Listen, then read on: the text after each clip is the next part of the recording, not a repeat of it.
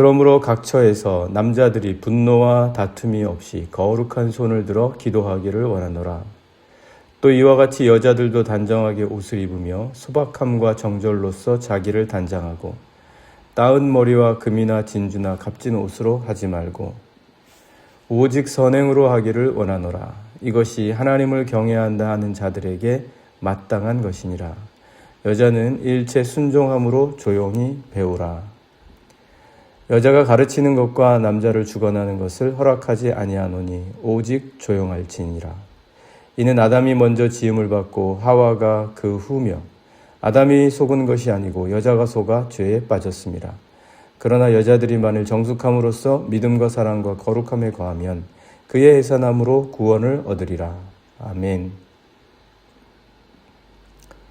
네, 오늘 말씀은 여러 가지로 해석이 쉽지 않은 본문의 말씀입니다. 그래서 다양한 여러 해석들이 있고 또 그 해석을 바라보는 사람들의 입장도 조금씩 다 다릅니다. 오늘 우리가 뭐 그런 해석들을 다 살펴보자는 이야기는 아니고 일반적으로 우리가 이 말씀을 통해서 사도 바울이 디모데에게 전해주려고 했던 말씀의 의미는 무엇인가, 그 뜻을 대략 저희가 함께 이 아침에 보고자 합니다. 그래서 오늘 이 말씀을 보시면 과연 우리에게 당연한 것, 마땅한 것이 있냐는 거예요. 우리 삶을 살면서 이거는 정말 마땅한 것이다, 이렇게 해야 된다, 이건 당연한 것이다, 그런 것들이 있냐는 거죠. 왜냐하면 너무 잘 바뀌잖아요. 입장에 따라서 당연한 것이 당연하지 않은 것이 되기도 하고 마땅하지 않은 것도 마땅한 것이 되기도 하고 또 내가 말할 때도 마찬가지로 언제는 마땅했다고 했다가 또 언제는 그렇지 않다라고 여겨지는 것들도 상당히 많이 있거든요. 그렇다면 그런 상황에서 과연 마땅한 것이 있냐, 말씀은 무엇이라고 말씀해 주고 있냐. C.S. 루이스는 이것에 대해서 양심이라고 합니다. 양심. 그러나 오늘 우리는 그 양심보다도 더 근원적인 하나님의 말씀을 통해서 함께 보고자 하는 거죠. 그가 말한 것도, C.S. 루이스가 말한 것도 하나님의 말씀에 근거를 하고 있습니다. 예를 들어서 그가 설명한 것을 대략 우리 상황에 맞게 이야기한다면, 만약에 누군가가 전쟁에서 포로가 되면 정말 그 포로로 끌려갔을지라도 자신을 죽이지 말고 인간답게 대우해 주기를 원한다는 거죠. 그런데 그 인간다움이라는 것, 인간답게 대우받기를 원한다는 것, 그거는 모든 사람에게 있어서 거의 동일하더라는 거예요. 2차 대전 당시 나치에게 있어서나 아니면 영국군에 있어서나 똑같이 인간답게 대우받게 해주십시오 라고 하는 그 인간다움이라는 것에 있어서는 모든 나라 사람들이 거의 다 비슷하게 생각을 하더라는 거죠. 마땅한 것처럼, 마치 그게 마땅해야 되는 것처럼, 마땅히 그렇게 해줘야 되는 것처럼 생각하더라는 거예요. 그래서 이 마땅하다라는 것이 사람들에게 비록 문화가 다르고 역사가 다르고 민족과 국가에 따라서 다르더라도, 그리고 인종이 다르고 지역이 다르다 할지라도 마땅하게 여기는 공통된 것이 있더라는 겁니다. 그래서 사람들은 다 다르기 마련이야라는 말은 틀린 말이라는 거예요. 마땅한 것이 있다는 거예요. 캐나다에서는 고등학교 선생님이 LGBTQ 아시죠? LGBTQ라고 말을 하지 않아서 마땅한 것을 하지 않았다고 구속이 됐다고 합니다. 어떻게 그런 일이 있을 수 있을까요? 과연 마땅한 것이 뭐냐는 거예요. 사실은 대표성의 원리, 아담이 우리 죄를 지은 모든 인간의 대표다. 그리고 그 아담의 모든 죄에서부터 우리를 구원해 주실 그리스도 예수는 우리 구속받은 모든 자의 대표다라고 하는 신학적인 원리이기는 하지만 대표성의 원리도 바로 여기 이 마땅한 것에서 나온 것이기도 합니다. 에베소 교회는 아르테미 신전에서부터 켈스스 도서관에 이르기까지 온갖 것들이 다 모여 있었죠. 거기 온갖 것들이 다 모여 있었습니다. 그곳에 사도 바울은 디모데를 목회자로 남겨둡니다. 디모데를 목회자로 남겨두고 그는 이제 감옥에 갇힌 몸이 되니까 디모데를 그곳에 목회자로 남겨두죠. 그러면서 디모데에게 무슨 말을 하냐? 마땅한 것들을 부정하는 이들, 그리고 경계를 허무는 이들을 조심해라.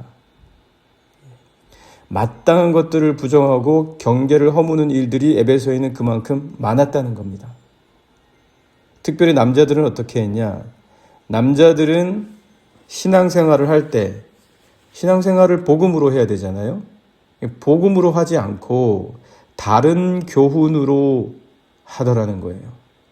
다른 교훈으로 신앙생활을 하면 세상의 철학이나 세상의 학문이나 세상의 지식을 갖고 신앙생활을 하면 반드시 변론이 난다. 사도 바울이 그렇게 얘기합니다. 신앙생활, 믿음생활은 복음으로 해야 됩니다. 예수 그리스도의 인격으로 해야 돼요. 예수 그리스도의 인격으로 하지 않고 예수 그리스도의 성품으로 하지 않고 예수 그리스도의 사랑으로 하지 않고 예수 그리스도의 가르침으로 하지 않고 세상의 지식, 세상의 학문, 세상의 철학으로 하면 다툼이 일어나고 변론이 일어납니다. 누가 맞냐 누가 틀리냐. 작은 문제 하나 해결하지 못하게 된다는 거예요. 그래서 8절에도 보시면 8절 같이 보실까요? 그러므로 각 처에서 남자들이 분노와 다툼이 없이 거룩한 손을 들어 기도하기를 원하노라. 왜 분노와 다툼이 남자들에게 있었냐? 거룩한 손을 들어서 기도하라는 이유는 뭐냐? 다른 교훈이 아니라 복음으로 예수 그리스도의 성품과 인격이 되도록 애써야지 신앙생활과 교회가 가능하다라는 거죠. 디모데에게 그렇게 가르쳐주고 있습니다. 여인들에 대해서도 말해주거든요. 여인들은 내적 단장보다는 외적인 것에 더 가치를 두라는 거예요. 외적인 것 가치를 더 신경 썼다는 거예요. 그래서 사도 바울은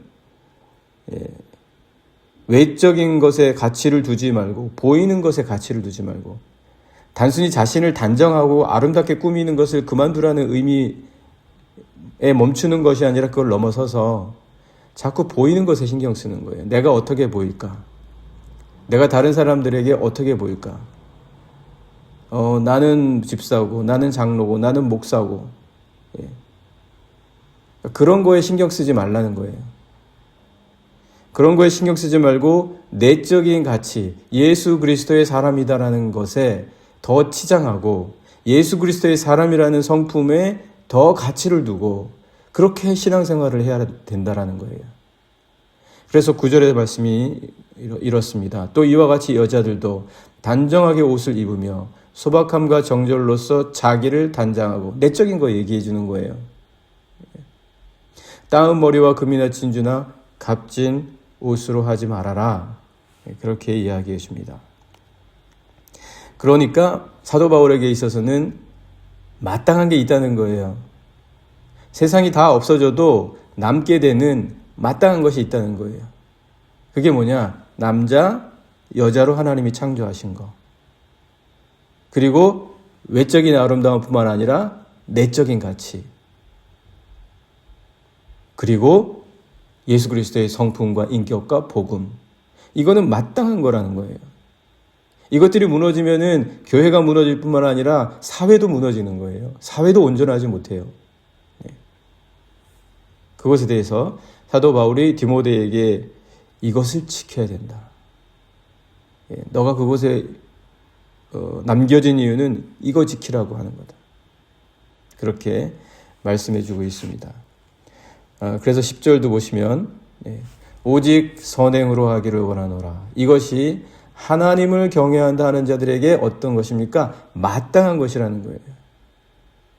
이 마땅한 것에 힘을 써야지 엉뚱한 것에 신경을 쓰면은 마땅한 것을 지킬 수가 있겠냐라는 거죠. 마땅한 것이 뭐냐?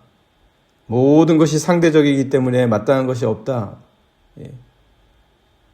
그렇지 않다라고 분명하게 사도 바울이 마땅한 것을 10절에서 말씀해 주고 있습니다. 조금 더 나아가기도 합니다. 사도 바울이 조금 더 이야기를 하는데요.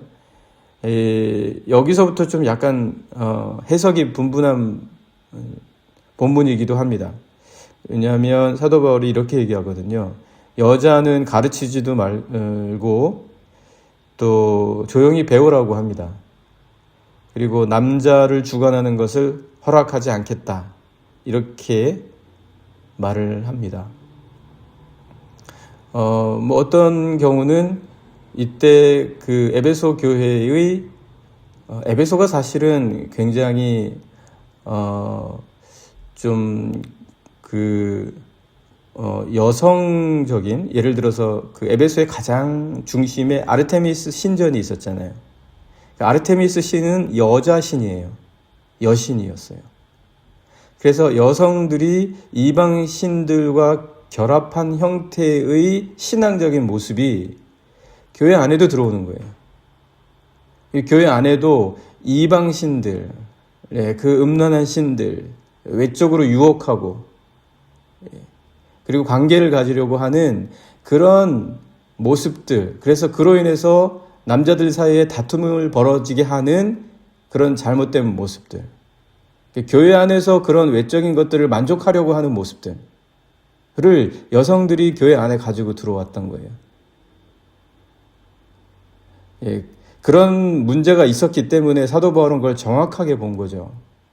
그걸 정확하게 보고 여성에 대해서 지나치다 싶을 정도의 엄격함을 지금 요구하고 있는 거예요. 에베소에서. 네. 그래서 에베소에서 이 여성에 대한 문제를 11절에서 이렇게 말합니다. 여자는 일체 순종함으로 조용히 배우라. 그러니까 이게 단순히 그냥 나온 말이 아니라 에베소 교회의 당시의 분명한 어려움과 그리고 문화적 상황과 그 당시의 현재적 상황에서부터 사도 바울이 디모데에게 권면해주고 있는 말씀이다. 오늘이라고 꼭 다르지는 않습니다. 오늘날에도 이런 문제들이 교회 안에서 많이 있을 수 있습니다. 그래서 11절에서 이렇게 이야기해주고 있고 12절에서도 계속해서 여성에 대해서 굉장히 강하게 사도 바울이 말해주고 있습니다. 여자가 가르치는 것과 만약에 아르테미스 신전에서 있었던 그런 생각들을 갖고 들어오면 어떻게 되겠어요? 그리고 남자를 주관하는 것. 아르테미스 신전에서는 여성이 주관하거든요. 그런 이방신을 따르는 그런 모습들을 다 갖고 들어오고 그것을 분별하지 못하는 상황이 되면 안 되지 않습니까? 우리나라도 그 점치는 분들을 보면 여성이 많아요. 여성을 차별하는 것이 아니라 통계적으로 그냥 말씀을 드리는 건데 무당도 신 내리는 것, 신굿 거의 여성들이 많죠. 그만큼 영적인 것으로 민감하기 때문에 더 그럴 수도 있겠지만 우리나라뿐만 아니라 에베소도 마찬가지였다는 거예요. 에베소도. 그래서 이러한 것들을 허락하지 아니할지니 오직 조용할지니라. 두 번이나 말을 해요. 조용해라. 조용해라. 두 번이나 말을 해요. 그러니까 얼마나 사도 바울이 그 문제를 심각하게 바라봤으면 두 번이나 조용해라, 조용해라 이렇게 얘기를 한다는 거죠.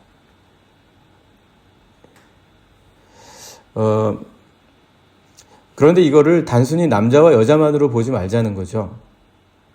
사도 바울이 그 당시의 문화적인 상황에서 그리고 에베소 교회 상황에서 이렇게 얘기를 했겠지만 이것이 어떻게 여자만의 문제일 수 있겠습니까? 모든 사람들의 문제이다. 우리는 그렇게 바라볼 수 있어야죠. 그런 차원에서 전통적인 해석들도 있을 수 있겠지만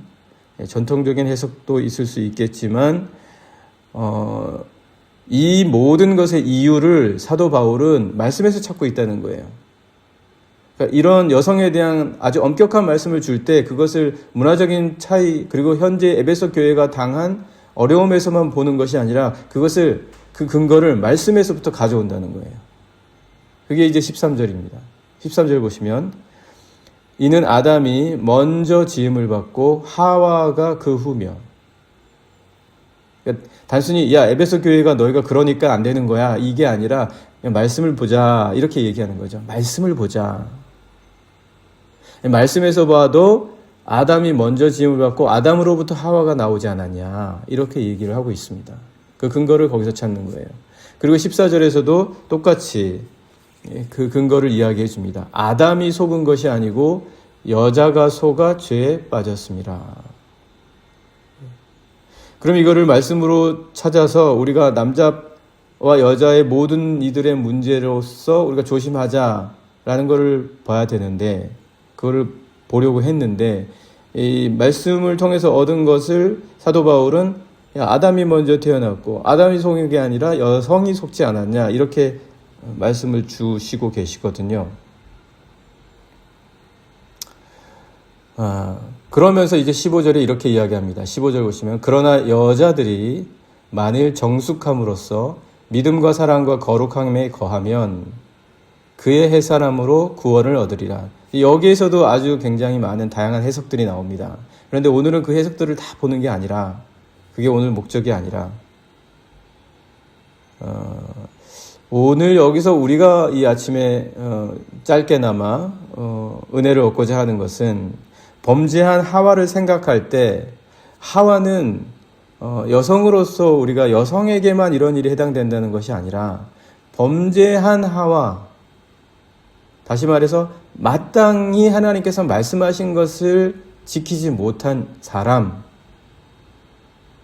그러니까 오늘날 남자든 여자든 하나님께서 말씀해 주시고 마땅하다라고 하신 세상이 끝날지라도 마땅히 남아서 있어야 할, 지켜져야 할 가장 보편적이면서도 공의롭고 공평한 것은 있다. 거기에서 남자든 여자든 모든 이들이 마땅히 지켜야 될 것을 오늘날 우리 그리스도인들은 여전히 기억해서 그 마땅한 것을 넘어서지 않고 지켜야 한다.